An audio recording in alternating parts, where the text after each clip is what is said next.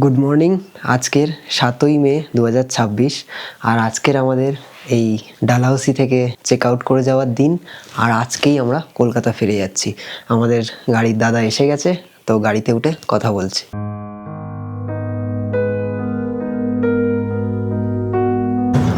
গাড়িতে উঠে বললাম, আর এখন পুরো অন্ধকার, পুরো আলো ফোটেনি এখন, কিন্তু আলো ফোটেনি। আর আমরা সেই দীর্ঘ রাস্তা অতিক্রম করে আবার যাব হচ্ছে অমৃতসর এয়ারপোর্ট। প্রায় 207 কিলোমিটার। হ্যাঁ, প্রায় 207 কিলোমিটার। সময় লাগবে ওই 4.5 থেকে 5 ঘন্টা। আর হ্যাঁ, বলা হয়নি আপনাদের, আজকের কিন্তু আমরা অটো চেক ইন করে রেখেছিলাম, অটো ওয়েব চেক ইন ইন্ডিগোতে। আজকে আমাদের কিন্তু ইন্ডিগোর সিট দিয়ে দিয়েছে, মানে বোর্ডিং পাস দিয়ে দিয়েছে। আর এবারে কিন্তু পুরো উইন্ডো সিট দিয়েছে, মানে 27-এর ই আর এফ দিয়েছে। শ্রেয়ার ফেলেছে এফ, আমার ফেলেছে ই। কিন্তু শ্রেয়ার তো আবার উইন্ডো সিটে প্রবলেম হয়, গা গোলায়, তাই ও বলছে যে মিডিল সিটে বসবে। গতকালকে এবং আজকের আমাদের মনে হলো যেন ঠান্ডাটা একটু তুলনামূলক কম। এখনও যাচ্ছি সকালবেলা, খুব একটা যে কনকনানি হাড়কাঁপুনি ঠান্ডা সেরকম কিন্তু নেই এখন। আমরা প্রায় 1 ঘন্টা অতিক্রম করে এসেছি, তাই তো শ্রেয়া? 1 ঘন্টা নেমে এসেছি নিচের দিকে। আর এখন দেখুন, দেখে বুঝতেই পাচ্ছেন বেশ ভালোই আলো ফুটে গেছে।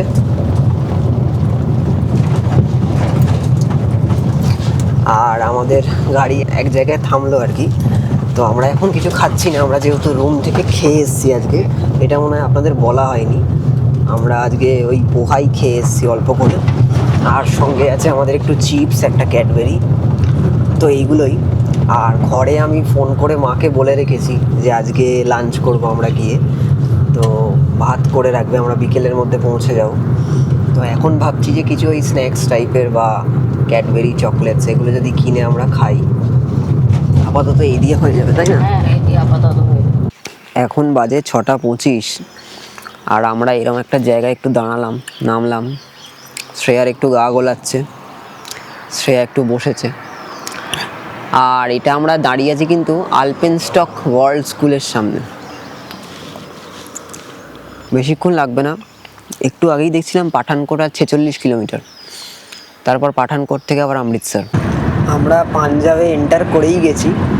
তো আমরা যে গাড়িতে আসছিলাম সেই গাড়িটা চেঞ্জ করে দিল, তো উনি চলে যাবেন। এখানকার লোকাল গাড়িতে আমরা উঠে গেলাম। তো এরপর আর কি খেয়ে দিয়ে প্ল্যান আছে এয়ারপোর্ট ঢোকার। এখন বাজে হচ্ছে 7:30। তো আমরা প্রায় এসেই গেছি, তাই তো? অনেক তাড়াতাড়ি আসছি। আমরা পাঞ্জাবে এন্টার করে গেছি, এখানে কিন্তু আর ঠান্ডা হাওয়া নেই, মানে গরম শুরু হয়ে গেছে। মানে কীভাবে ওয়েদার চেঞ্জ হয় দেখুন। মানে আমরা এক জায়গায় একটু আগের মুহূর্তেই ছিলাম, এখন আবার আরেক জায়গায়। তো গাড়িতে এসি অন ছিল, শ্রেয়ার একটু ঠান্ডা লাগছে, তাই বললাম এসিটা অফ করতে। বাট আমি একটু জানলা খুলে হাতটা বাড়িয়ে দেখছি, মানে পুরো ঠান্ডা হাওয়ার পরিমাণটা কমছে, এখন আস্তে আস্তে হাওয়াটা গরম হচ্ছে।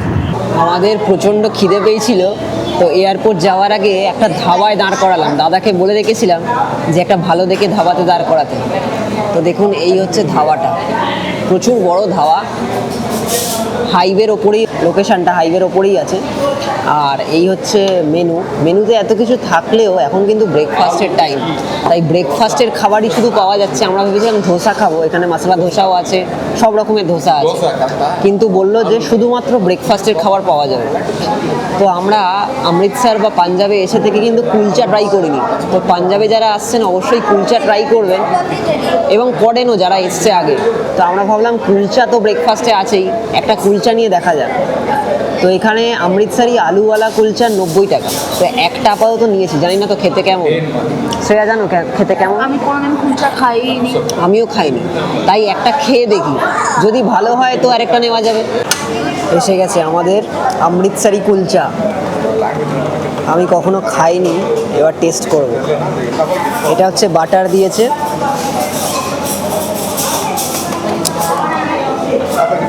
এখানে একটা বোধহয় চাটনি নাকি পুদিনা চাটনি দিয়েছে, একটা ডাল দিয়েছে।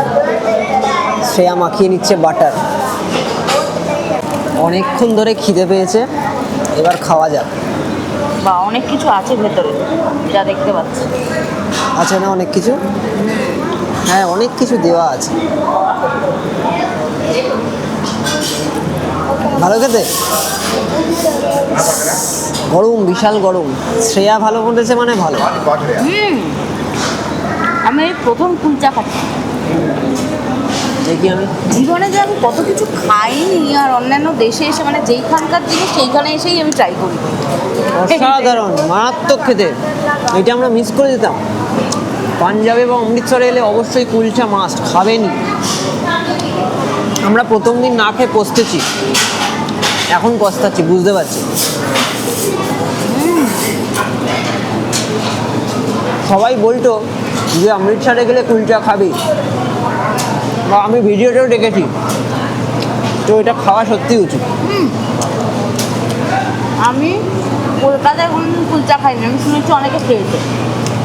আমি মেন জায়গায় এসেই খেলাম, তাই না? ঠিক ঠিক। হ্যাঁ হ্যাঁ, একটু বাটার ছড়িয়ে নিলে না আরও ভালো লাগবে। बटर बटर फील আসছে। দুর্দান্ত টেস্ট। अभी का इतना प्राइस है, ठीकठाक ही ले रहा है एक के लिए। এটা হচ্ছে 90 টাকা নিল। দারুণ। কুলচা খাওয়ার পর ভাবলাম একবার লাস্সিটা ট্রাই করি এখানকার, কারণ এখানের খাবারগুলো মনে হচ্ছে ভালো। নিয়ে নিয়েছি লাস্সি। শ্রেয়া দেখিয়ে দাও। ও এক গ্লাস ভর্তি ভর্তি, আর আমাদেরকে জিজ্ঞেস করলো যে মিঠা নেবে না নামকিন নেবে। আমরা বললাম মিঠা, কারণ লাস্সি নামকিন কেন, মিঠাই খাবো। কেমন খেতে? অসাধারণ। শ্রেয়া বলেছে মানে সত্যি অসাধারণ।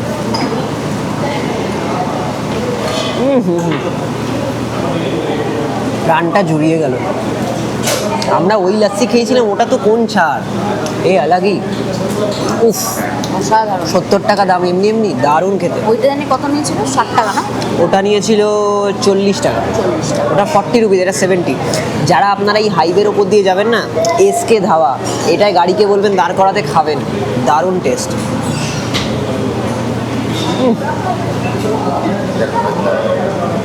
এরমই তো লাস্সি চাই। আর আমরা আরও দুটো কুলচা নিচ্ছি, নিয়ে যাবো। ওটা জিজ্ঞেস করলাম কতক্ষণ থাকবে, বলছে দুপুর অবধি, বিকেল অবধি তো থাকবে। কিন্তু ওই আর কি আমাদের পরোটার মতো, বুঝলেন তো, মানে আমরা চালিয়ে দেবো, বাঙালিরা সব পারে। আমরা নিয়ে যাবো। ফ্রিজে রেখে দিলেই হয়। আমরা বলেছিলাম একটা দিতে, কিন্তু উনি বললেন যে দুটো নিলে সেটে থাকে, মানে সেটে থাকবে, গরমটা থাকবে, তো দুটোই নিচ্ছি। 90 টাকা করে ওটা দাম।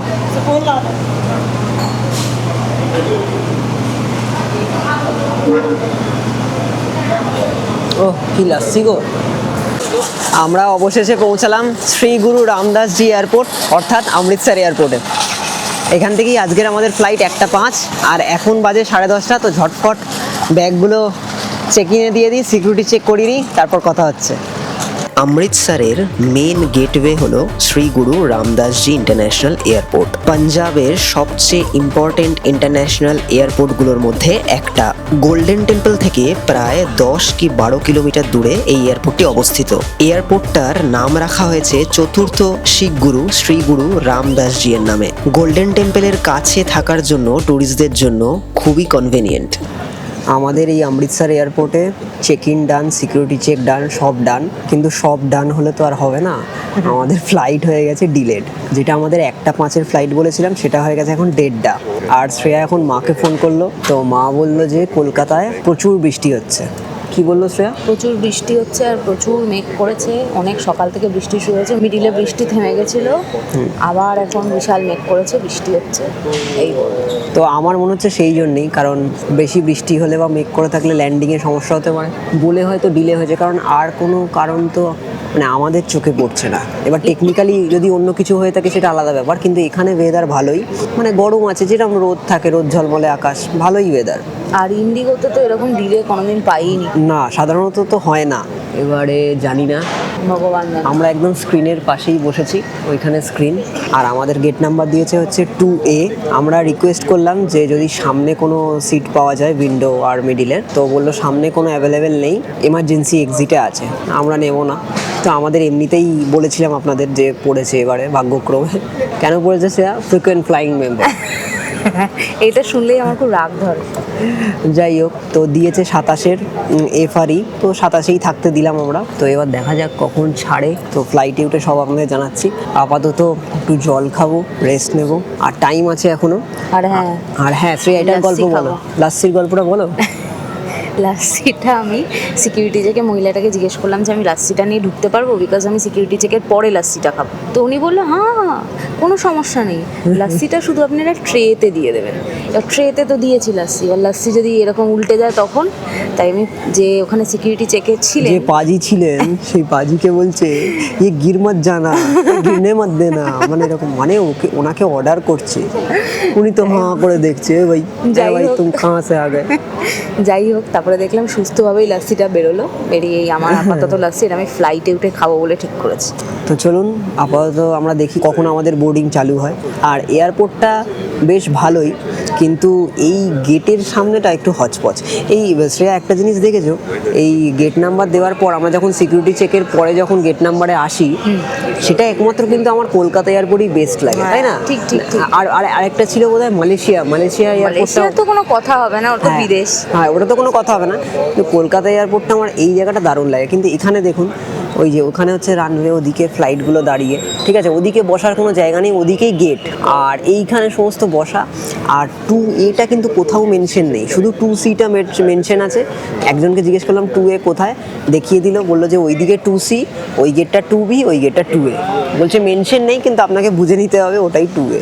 যাই হোক, ও তো বললো এটা ওর ভালো লাগে না, বাট আমার এটা খুব ভালো লেগেছে, যেহেতু নিচে আমি ফ্লাইটটা দেখতে পাচ্ছি। আমার দেখতে পাচ্ছ কোন দূরে বলো তো?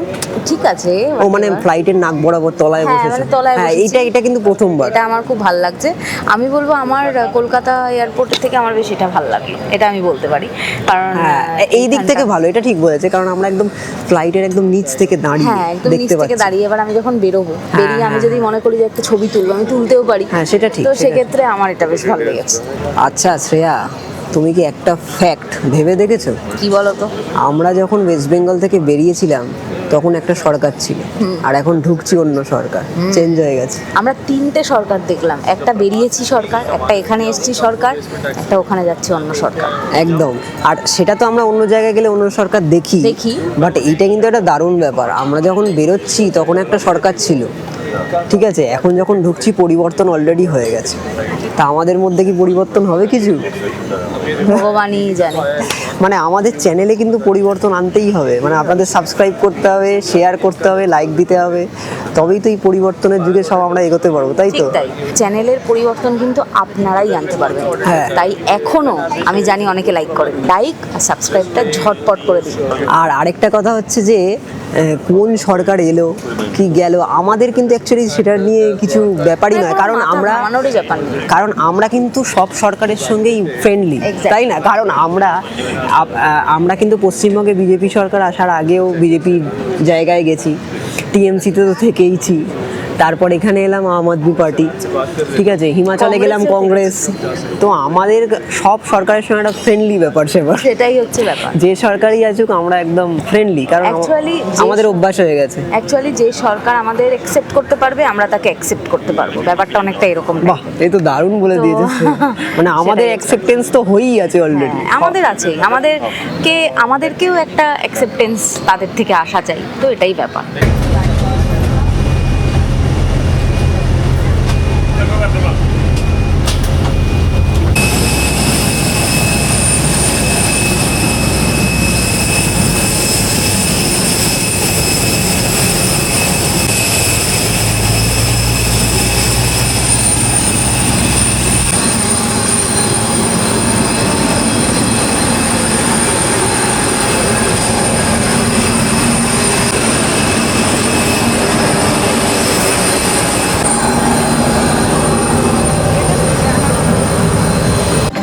ফ্লাইটে বোর্ড করলাম আমরা, এখন ঠিক কাঁটায় 1:30 বাজে।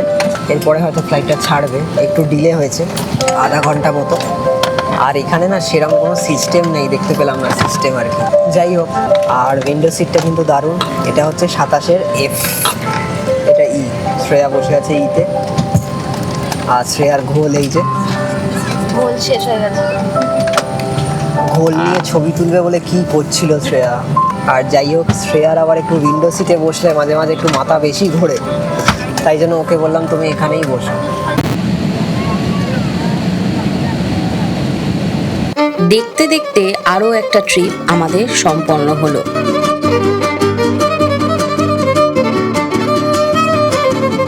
কিছুটা রোমাঞ্চ, কিছুটা ভয় আর অনেকটা আনন্দের সঙ্গে।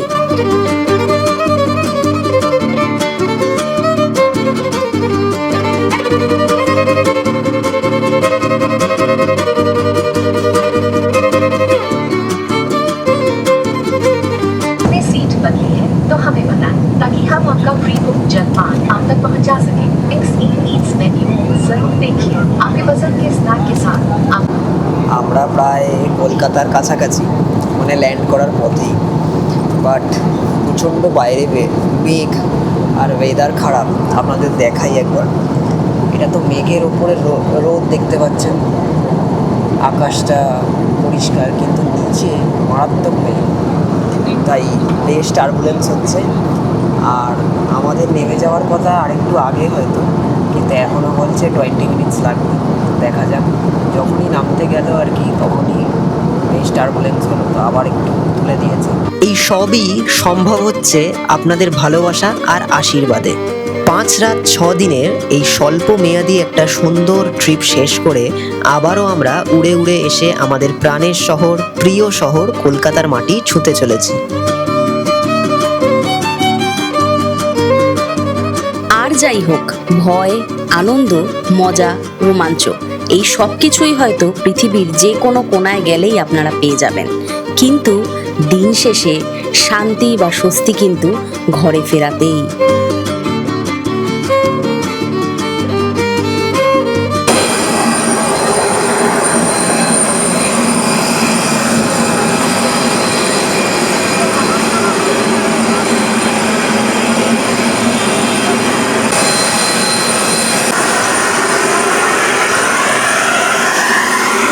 আমরা বাসে উঠে পড়লাম, আর আমাদের ফ্লাইটটা কিন্তু আবার যাবে হচ্ছে আগরতলা, তাই তো স্যার? গুয়াহাটি। আমাদের ফ্লাইটটা আবার এখান থেকে গুয়াহাটি যাবে, মানে যারা যারা গুয়াহাটি যাবেন তাদেরকে বললো বসে থাকতে, আবার হয়তো নতুন প্যাসেঞ্জারও এখান থেকে উঠবে। আমাদের লাগেজ আসবে বললো বেল্ট নাম্বার 5-এ। শ্রেয়া, আমাদের জার্নি শেষ। আবার সেই দুঃখের দিন, আবার কাজবাজ, আবার কোনো নতুন জার্নিতে আপনাদের সঙ্গে দেখা হবে। আপাতত লাগেজটা কালেক্ট করি। অ্যাট লাস্ট আমাদের লাগেজ পেয়ে গেছি, তো তুলনামূলক মোটামুটি এবারেও তাড়াতাড়ি একটু পেয়েছি। এখানেই আমাদের শেষ হচ্ছে অমৃতসর, ধর্মশালা আর ডালহৌসির গল্প। দেখা হবে আবার নতুন কোনো ট্রিপে। এখন আমরা গাড়ি ধরে সোজা বাড়ি চলে যাব। তো এখানেই শেষ করছি আমাদের এই ব্লগটা। আবার কোনো নতুন যাত্রায় দেখা হবে আপনাদের সঙ্গে। সবাই ভালো থাকবেন। আর শ্রেয়া, আমি যেটা সবসময় বলি, সবাই ভালো থাকবেন, সুস্থ থাকবেন, ভালোভাবে ঘুরতে থাকবেন, আর আমাদের চ্যানেলকে অবশ্যই আরও শেয়ার করবেন আর আমাদের সাথে থাকবেন। আমি শ্রেয়া, আমি অনিন্দ। আপনারা দেখছেন আমাদের চ্যানেল এক্সপ্লোর গডস ক্রিয়েশন। ভ্রমণ মানে শুধু নতুন জায়গা ঘুরে দেখা নয়, কখনো কখনো নিজের ভেতরটা নতুন করে খুঁজে পাওয়াও ভ্রমণেরই একটা অংশ। এই জায়গাগুলো আমাদের শেখায় ধীরে চলতে, অনুভব করতে। এই যাত্রাটি যদি আপনাদের ছুঁয়ে যায়, লাইক আর শেয়ার করতে ভুলবেন না যেন। এরকম আরও নতুন ভ্রমণের গল্প পেতে আমাদের চ্যানেলটি সাবস্ক্রাইব করে আমাদের সাথে থাকবেন, কারণ সৃষ্টিকর্তার এই অপূর্ব সৃষ্টি ঘুরে দেখাই আমাদের অভিযান। নতুন পথ, নতুন গল্প, এক্সপ্লোর গডস ক্রিয়েশন।